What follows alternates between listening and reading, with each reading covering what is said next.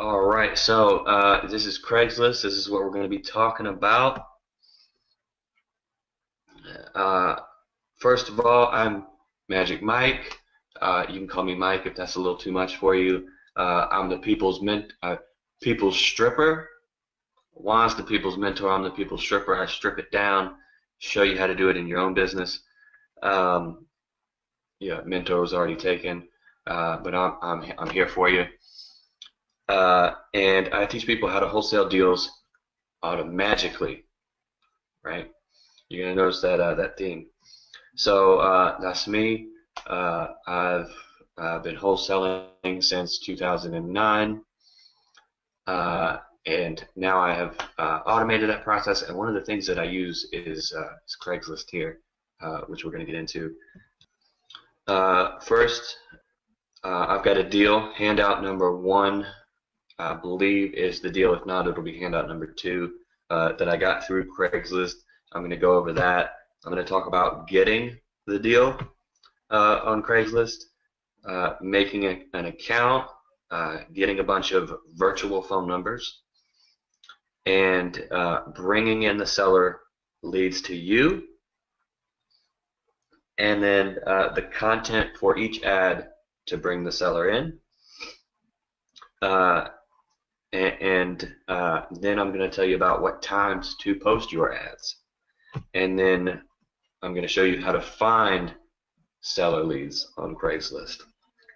So, when you're getting started, you don't always have the money for these softwares that'll search Craigslist, and if they get updated, they're obsolete at that point. So you really need to have the tools that if the crap hits the fan, as they say, that you can be able to use Craigslist the old-fashioned way.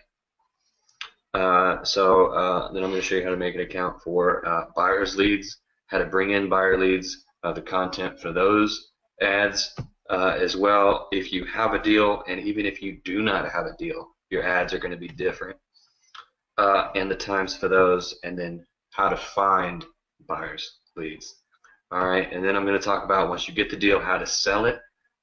So if you market to through bandit signs or some other off the internet way of finding it, how to sell it, hiding from the seller so the seller doesn't see you posting an ad for their property on there. A lot of people get jealous. It's retarded. Like, obviously I'm making a profit, right? So I don't see, but sometimes they'll care about that. So avoiding what I call the worst sellers, which are wholesalers who pretend to be sellers. They will wind up in some of your marketing, and they still wind up in some of mine. And I got to explain to them, hey, I'm an investor, just like you. I'm a wholesaler, right? So like I'm obviously not motivated to sell your house, and then they still make a low ball offer. All right, avoiding them, how to follow up, whether it's with mail or email or what, how to track all of that so you can eventually improve, and then automating that entire process.